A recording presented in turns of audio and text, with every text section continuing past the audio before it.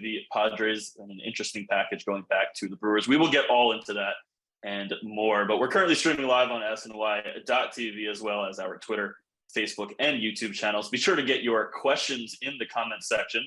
We'll potentially get to some of those a little later on, but since we are knee deep in trade deadline season, we figured what better person to come on and talk to us than someone who has made plenty of these decisions before. It's former Mets GM and SNY zone, Jim Duquette. Jim, thanks so much for joining us for a little bit on a busy day like today. A lot to get to, but first I just want to ask you, what's this time of year like for a GM, particularly as we get down to the last 24 hours or so leading up to the deadline?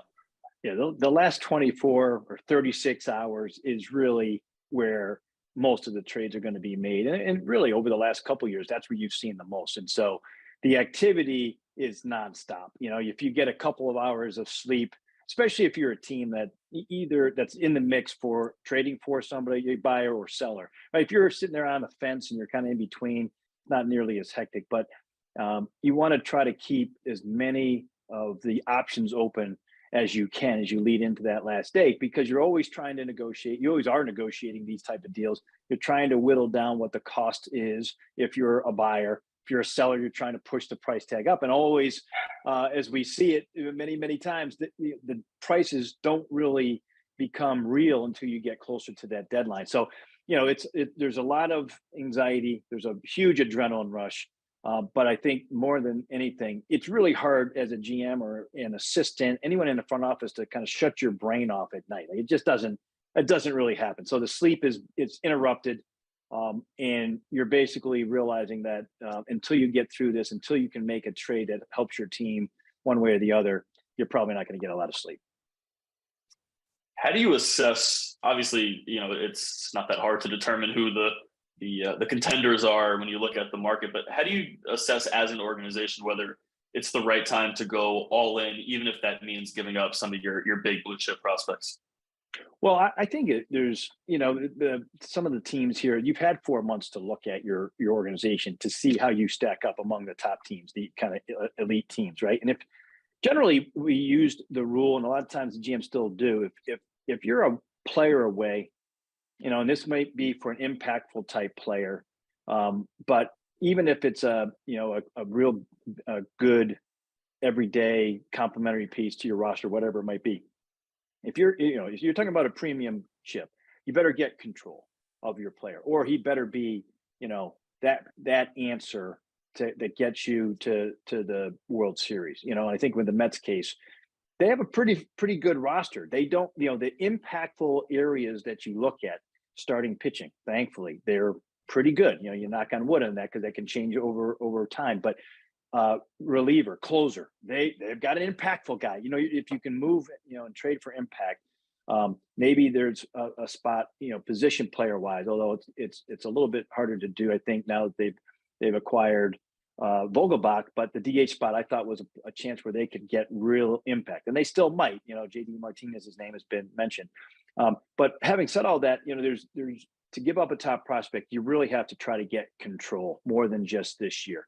And even recent trades will kind of dictate whether you have to give up that guy or not. So right now we hear the Mets don't want to give up their top 5 guys.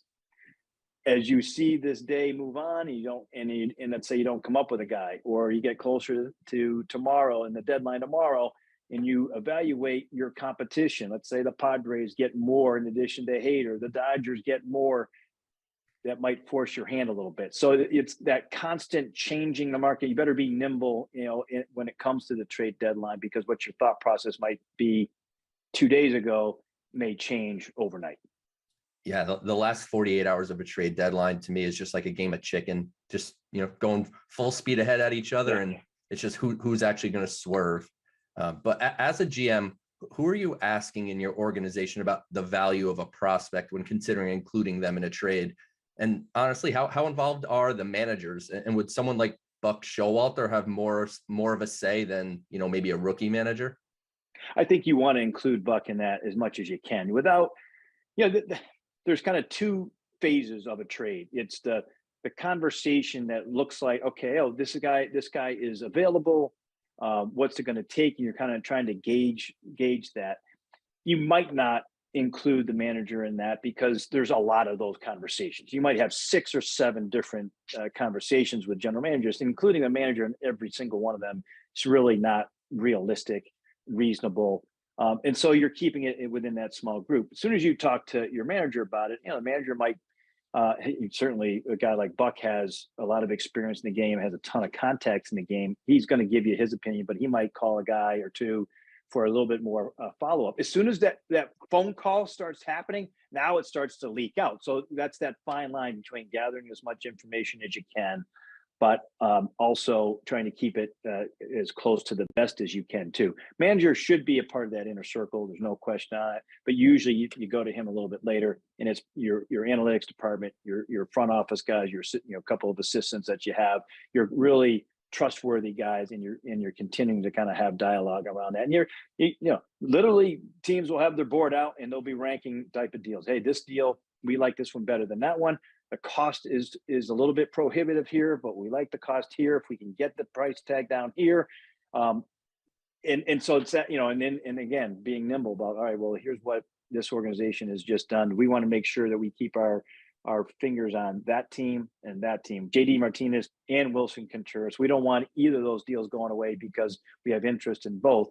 But if, as we've seen out there, the rumor mill, if JD Martinez costs you Dom Smith and a smaller piece, that might be more favorable to us than giving up a Mark Vientos in a Wilson Contreras deal with everything being equal. We've obviously already seen a big trade with Josh Hader, as Jacob mentioned at the top of the show. But obviously the big trade talk surrounds Juan Soto. So want to make this kind of a bit of a two-parter. One, do you think Juan Soto is traded in the next 24 plus hours?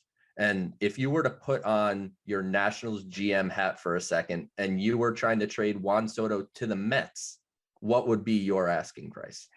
Okay, so with Soto, I think, Joe, it's a good question, right? Because I think with Soto, it still seems like he's going to be traded. And a lot of these things, these decisions, that sometimes they get made above your head at the ownership level, right? Because they're for sale.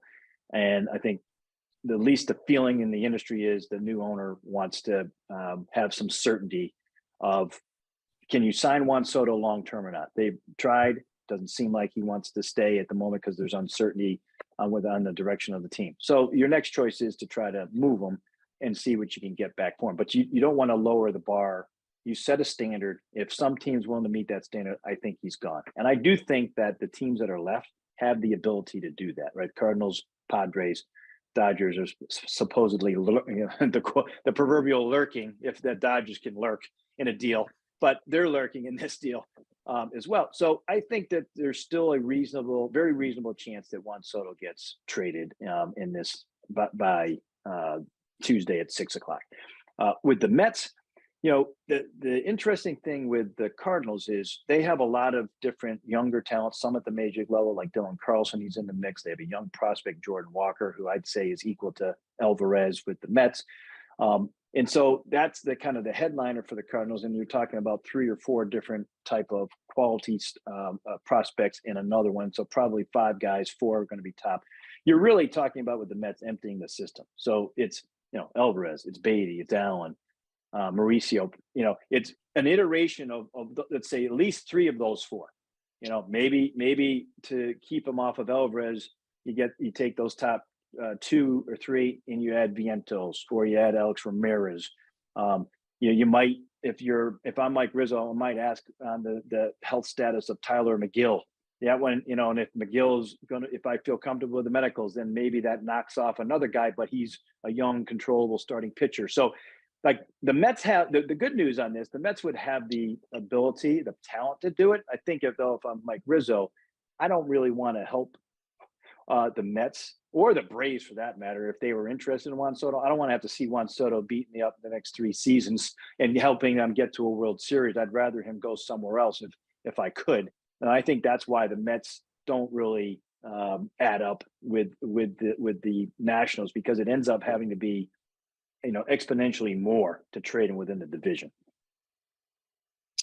You mentioned a few names there in terms of Mets prospects: Alvarez, Beatty, Vientos, Mauricio. Those 4 guys are all within either 1 level at AAA or 2 at AA. So they're close to being at the major league level, close to contributing. Does that make them more difficult to part with in trades when you can view them potentially contributing in addition to the good roster you already have, as opposed to someone like Alex Ramirez, who's in high A, or Matt Allen, who hasn't pitched in a couple of years, and we're not sure exactly when he'll be back. Yeah, I think it makes it more difficult to trade a couple of them in a deal, any type of deal, the higher that they are, because the impact, if you truly want to emulate what the Dodgers do, and this has obviously been a stated goal for what the Mets have want to be under the Steve Cohen regime, with Sandy Alderson, obviously, and Billy Epler. It's like, because if you look at the Dodgers and their deals, they didn't trade Seager when they had a chance, or Rios, Buehler. All of those guys were on the trade conversations back when they were in the minor leagues at the same level that Alvarez is now, where Vientos and Beatty are now. And they didn't trade those guys, and they didn't do it for a reason, because they felt they were going to be everyday regulars for them, and in some cases, superstar type players. And so I think when you really have to be cautious, if you're trying to emulate the Dodgers and to have controllable talent out there, you have to be careful about what you're willing to trade. I think if you can get a guy who's down further in the minor leagues, those guys are a little bit easier to replace, right? So, if you had a kid in A-ball, right? Let's say Mauricio was in A-ball, or Allen, as you suggested, you just got Parada, you just got a couple of guys in the pipeline from this year's draft that should supplant them quickly. You're more willing to give up those guys at the lower levels because you can backfill it with the draft, year after year. Quick follow-up there. How important is it? Obviously, you're looking at the list of free agents that the Mets have coming up, with DeGrom saying he's opting out, Bassett, Walker, Nimmo, Diaz. There's more, but you catch my gist. So obviously there's going to be a lot of money spent here. So does it make it even like an extra level on difficult to trade an Alvarez, a Beatty, or a Vientos? Because you envision, I would say maybe even two of those three possible opening day 2023 players at the minimum salary. And you're going to need some of those players, because as we know, you can't pay all 26 players on the roster big money. Yeah. Joe, I think when you're trying to manage your payroll, that's a big part of being a GM. And yes, it seems like there's an endless supply, certainly right now when it comes to having that high end payroll, but you also have a stated goal of, trying to bring the payroll down at some point without having to pay, a second tier or the third or even a fourth tier luxury tax. So yeah, you want to have young, controllable talent, and then you can backfill it around those young, talented players. And you also have to be willing to have those young players, knowing that there's an inconsistency that comes with them playing on a regular basis or a daily basis. So yeah, I think that your free agency, the talent pool becomes a topic, or certainly an issue, because you're going to have to replace them with expensive pieces or try to re-sign those guys. But I think it's also just an infusion of quality talent is been kind of your overall stated goal. And so that usually helps you if you get confused, because the deadline, it gets a little foggy, a little murky, right? With other teams making these moves, and you have a fan base that's itching for a World Series. You're always looking for, something that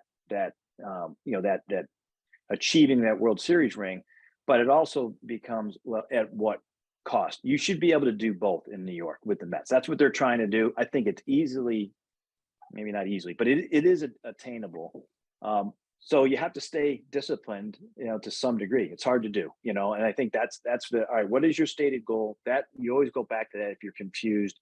All right, our goal is to do both. All right, then I don't want to give up the top 4 or 5 guys. And I think Pete Crow Armstrong is one of those cautionary tales where you didn't want to give them up. Jared Kelenic, probably another. If you go back just in the recent history of trades that were made, they didn't work out. I could view them as failures because the team didn't get to the postseason after making those deals, right? So you don't want to have those type of regrets where you're giving up, Pete Crow Armstrong, Jared Kelenic, and you don't have anything to show for it. Stepping away from the Mets really quick, how crazy do you think these next 24 plus hours are going to be? Josh Hader kind of came from nowhere, How crazy do you think it's going to be across the sport? I think, Joe, especially because we had 0 trades on Sunday. Usually leading up to that deadline, you have, there's a ramp up. I think we're going to see a ton of them, a half a dozen at least today, but we had like 24 trades on the last day. I think it's going to be along those lines. May not be maybe as much impact as we saw last year, but I still think we're going to have the volume is going to be there. You brought up just a couple names there in Kelenic and Pete Crow-Armstrong that I'm sure are going to make a few of our viewers shudder a little bit. I know I can speak for me and Joe. It does for us as well. But when you kind of look back at those deals, just what does that kind of say to you about obviously the Kelenic and Justin Dunn? Like those it was a different front office in place, but Pete Crow-Armstrong, it was Sandy Alderson who's obviously still with the organization right now. What does that kind of say to you about, I guess, kind of where this team has valued their prospects and how maybe that might affect their decision making moving forward? And also, it's interesting to talk about Pete Crow-Armstrong as a regret right now. He's obviously still not in the majors, and we saw with Kelenic after he was traded, in the time between he was traded and the time he reached the majors, all Mets fans were up in arms about that. And obviously he hasn't performed anywhere near that level in the majors. So how do you kind of view all of that in a vacuum? Yeah. Kelenic, classic, right? He's 23 years old. He sputtered at the major league level, really struggled hitting the fastball. He's had to revamp his swing. I think they're a little surprised at how much he has struggled so far. He's back at the major league level. We'll see what that looks like. With Pete Crow-Armstrong, you're right. He could turn into, Kelenic and not be a impactful major leaguer. Right now, it looks like he would be. I think what you try to understand is, under Sandy Alderson, I think that when he was dealing with he's dealing with an injury at some point right around that deadline last year. And there was some uncertainty of what kind of player he was going to be, at least from their own evaluations. And so there was a willingness to move him. Without seeing a lot of him, right? And now as you see more of him, you're like, man, I wish I didn't give him up for the rental and Javi Baez. I think the same feel is with, any of these guys. Matt Allen, I think is a classic example. I had Sandy Alderson on my radio show recently. He made that suggestion that we haven't seen Allen, and we would be reluctant to move him in a type of deal because we haven't seen him pitch. I mean, this guy might be a top of the rotation starter, and you'd hate to give up that. Not knowing what he actually is right now because of the injury. So there's that internal evaluation that's the most important of all evaluations. And I think because of what happened with PCA, it's kept them guarded in their trading of prospects this year, at least in the top 5 group there. So Jacob and I obviously cover this farm system top to bottom, but from your perspective and talking to people throughout the league, what's the perception of the Mets farm system overall? And then can you give us some names other than Francisco Alvarez that you would think that should be off limits for trades here in the next 24 hours? So I think with the perception and from evaluators I've talked to, a lot of it is the feeling that there's depth, there's quality at the top end, right? Top 4 or 5 guys that we've named a lot of. Alex Ramirez is still a guy that people don't know a ton about or not sure exactly what, but he's a guy that, starting to come on the scene a little bit. It's played well recently, but there's a pretty big drop off by comparison to some of the other stronger organizations that have real strong farm systems. Cardinals have one of the strongest as it stands at the moment. The Mariners did until they made their trade the other day for Luis Castillo. The Padres still have a strength in their system. Those are some that come to the top of my head, but I think that's where it's a lot of the perception is. Now, having said that, they just had a big draft. I like the draft that the Mets just had, obviously with Jet Williams too, and Parada, obviously just among the couple of them. But I think that's where they stand at the moment, and so it makes it harder to, if you're going to name those 5 guys that we just mentioned, it makes it difficult to make a deal for that next tier guy. That whether it's a Martinez or Contreras, because that next list is a drop off by comparison. So I think that's how they're viewed. I think Ramirez is the one wild card out there that you look at that, they would, if somebody came in and said we'd take him for an impactful guy, I think it'd be hard to keep him. Having said all that, I think that's the one name that we haven't. I like Vientos. I remember when they drafted Vientos, I saw him as a high schooler before the Mets got him, and I thought that was a sleeper draft when they got. I think he's a second rounder, right? So you go, wow, all right. Now all of a sudden you see him; he's on the cusp of getting to the big leagues. It really is hard to move him, even if you don't think he's an every year All-Star, but he's a contributor. A better than a JD Davis, which I think he is. That type of major leaguer. That has a certain value there that right now you couldn't rule out that he's an impactful guy on your major league roster. So it makes it harder to trade him. Couple more quick ones before we let you go. I just wanted to ask you about your assessment of Ronnie Mauricio and maybe how much value he holds in a trade. Obviously, he was once the top prospect in the system and still has a ton of potential, but it seems like some of the issues around plate discipline and those kind of things just haven't really gotten better over the last few years, and his shine is kind of worn off a little bit. But he's still in AA, still hitting home runs. And what value do you think he holds in a potential trade for the Mets? He's a guy that it reminds me a little bit. I like him better, but at the same time, when we would talk about Ahmed Rosario, if you guys remember when Rosario was about the same age, he was 19, I think, when he was in high A, double A in that range, and the same type of stuff where he had a low on base, didn't have a lot of plate discipline. They kept him in high A ball, an extra half a season. He repeated it, then he went to double A, then he took off. And maybe they pushed Mauricio a little bit in that sense. But I mean, he had a good double A season. He's had the power. There is a lot of strikeout there. Kind of you're suggesting low on base. So he has taken a little bit of a step back. And I think the hard part, if you're going to move him, the time to move him was probably last year. If you could have predicted this was going to be his season this year, right? And I think it's hard, on a down season to make a move like that, unless you get somebody who maybe isn't sees where the upside is and is willing to take, that we'll call it a little bit of a flyer there. So for me, I think, he has more value, I think, to the Mets than he does externally. A year from now, that might flip. That might be one of those where he grows and now, all of those things, those development issues that we're concerned about this year, they go away. And that happens a lot with young players. I mean, I remember Reyes at the time. We were concerned about his contact rate and his just over aggressiveness. And over time, it got better. Rosario, it's gotten better. It's taken a little longer, but now he's on his fourth year at the major league level, and he's starting to really play well for the Guardians. So, each one of these guys, their development's a little different. Last one for you, Jim. Really appreciate you taking the time. And, it's unfortunate that we didn't get a trade while we were talking together, because as we were getting ready for this, we were like, it would be really awesome if we could just have live reactions to something. But putting you on the spot, what do you think the Mets absolutely have to add before the trade deadline passes tomorrow at 6 p.m.? I think they need 1 to 2 relievers. Absolutely have to have. It's, let's throw out, and one would be a left-handed reliever. So Aaron Loop's name's been mentioned recently. I don't even know if he's available, but obviously the Mets have the experience. We've seen him already. He would be one guy. I think he had a 2-year deal with an option. He would be number one. Gregory Soto is another one, lefty with Detroit. You hear mixed reviews whether he's available or not, but that would be impactful. David Robertson from the right side, Ian Kennedy from the right side, like those type of guys.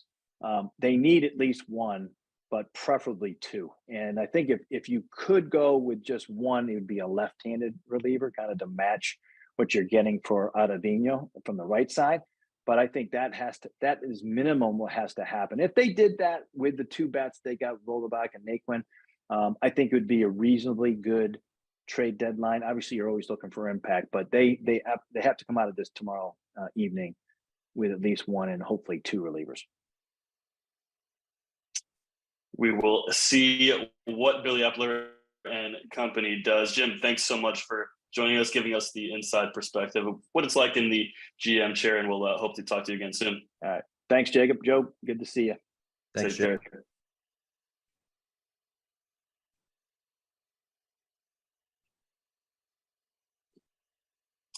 All right, there you have it, Jim Duquette. Two fantastic guests in our first two live Mets Perspective episodes. I think the people are tired of just hearing us talk. So glad to get some other voices on here. But Joe, what was your big takeaways from what Jim had to say? It was really interesting to get the standpoint of from a GM, because it's not many media folks like us that have access to someone that actually lived this. So it was definitely interesting to hear from Jim how the last 36 hours of a trade deadline works. And it stood out to me too, how he pointed out how the Mets are really holding firm on those top 5 prospects or so in the system, which I think is an approach that it kind of depends who you ask, right? Some think it's the prudent long-term decision. And then there's others that are like, this is arguably the best Mets team of yours in my lifetime, and they should be pushing for a World Series. So it's going to be very interesting to see how this next 24, 26 hours goes. Remember to get your questions in the comment section if you'd like us to answer a couple before we head out of here. Joe, we've talked about Juan Soto before, off air, on air. Jim kind of shut that down as a possibility for the Mets. What were your thoughts on what he had to say? Kind of just about how it's unlikely that they are able to match up with someone in their division. Yeah, I think that's really it. If I'm the Nationals, I'm not really interested in trading my 23-year-old megastar to a division rival and just watch him be a Met for the next 10 plus years, because you would think the Mets would work out an extension there. And then conversely with the Mets, I'm sure to some degree, I mean, obviously they'd be happy to have Juan Soto, but I'm sure to some degree they don't want to empty their farm to a division rival either. So something that it says to me that if Juan Soto is to ever be a New York Met, he needs to get traded somewhere that doesn't have the money to give him $500 million or so. Then in a couple of years, the Mets open up the wallets and you get Juan Soto and Francisco Alvarez. Sounds pretty nice. Sounds pretty good to me. We shall see what happens there. It'd be interesting. I mean, you look at a name like Hader, who we hadn't heard much about until the last 24 hours or so, and Milwaukee was able to make a move there. So perhaps things could pick up quicker with Soto as we get closer to the deadline. One question that I don't think we got to ask Jim, but I'll ask you, obviously, with us being the farm system experts, if we're not looking at the Mets trading those top guys, the Alvarez, Vientos, Beatty, Mauricio, the top level guys who are maybe some names lower down on the prospect hierarchy that you think the Mets might be able to use as significant chips in a trade? Yeah, so depending on the deal, Ronnie Mauricio to me would be someone I'd consider moving for kind of the points that you made to Jim. I think he's someone that obviously still has really great upside. The power really stood out. He's grown into his body. It just feels like the fit here is kind of weird at this point, and the on base has not grown. So he's someone I'd listen on, but I think you can always get some interest in your lower level pitching. You saw the Yankees trade some lower level pitching the other day. But like a guy like Calvin Ziegler or a guy like Dom Hamill, someone in that realm, I think those would probably get a lot of interest from teams. And I even wonder, even if you take a step even lower than those guys and you look at a Junior Santos, his fastball is up to 95, 96, big guy, might be more of a reliever profile long-term, but he's been pitching much better of late for Brooklyn. So I would definitely keep my eyes, I think, on lower level pitching as something that the Mets might have more of that they're able to deal from.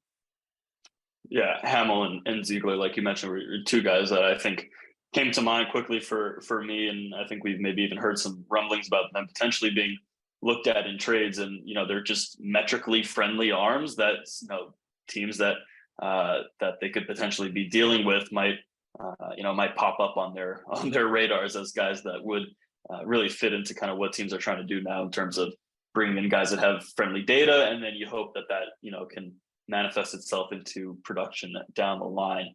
All right, before we get out of here, one last question for you, Joe. It's the same one we asked Jim at the end. What do the Mets absolutely have to do at the deadline, and maybe what do you predict that they end up doing? I think they have to get 2 relievers. So Jim said at minimum 1, maybe 2. I think they need 2. I think they surely need a left-hander. Joely Rodriguez has been very up and down this year, and they gave David Peterson kind of a big audition. didn't exactly work out. So I think they definitely need to get a lefty. He mentioned Aaron Loop. He mentioned Gregory Soto. I'd even mentioned Gregory Soto's teammate in Detroit, Andrew Chafin. But I think they definitely need 2 relievers. And then, in my opinion, you are trying to win here. I'd be trying to get one of these rental bats. JD Martinez is a guy that sticks out to me. He's been struggling a bit of late, and he's had back spasms is what the Red Sox are calling it. So you'll have to check into the medicals, but he feels like a guy that he's performed in big spots. He's absolutely crushed lefties this year, which is something the Mets have struggled with. And with his salary this year, the Mets would have to be picking up a big chunk of money. I think it's in the neighborhood of $9 million or so for the rest of the season. So that might kind of make the return more palatable, where you're not parting with those top guys that we mentioned, but you're also adding a potential middle of the order impact bat. So if they came out of this with 2 relievers and JD Martinez, I think Mets fans should be really happy about that. And if they could throw in a catcher, that's great too, but we'll see about that. Yeah, I was going to just bring up catching as an area that you'd like to improve on, but it's not a necessity. You know, if Tomas Vito and James McCann is your tandem going forward, sure, but it's definitely an area that can be improved on, and whether that's a Wilson Contreras and a David Robertson coming together, or a Christian Vasquez coming along with a JD Martinez, looks like they potentially have some options, and perhaps they make a move there and decide to move on from James McCann when they look at Francisco Alvarez being potentially ready to go by opening day next year. Again, like you said, they are in a position to win now, and they have the opportunity to make, maybe not the top tier splashy move like the Juan Soto rumors, but the moves around the margins that are really going to improve the team as they get into the fall months. All right, that's going to do it for us here on Mets Perspective Live. Thanks again to Jim Duquette for joining us. Thanks to all of you for watching at home. He's Joe DeMayo. I'm Jacob Resnick. We will see you next time on Mets Perspective.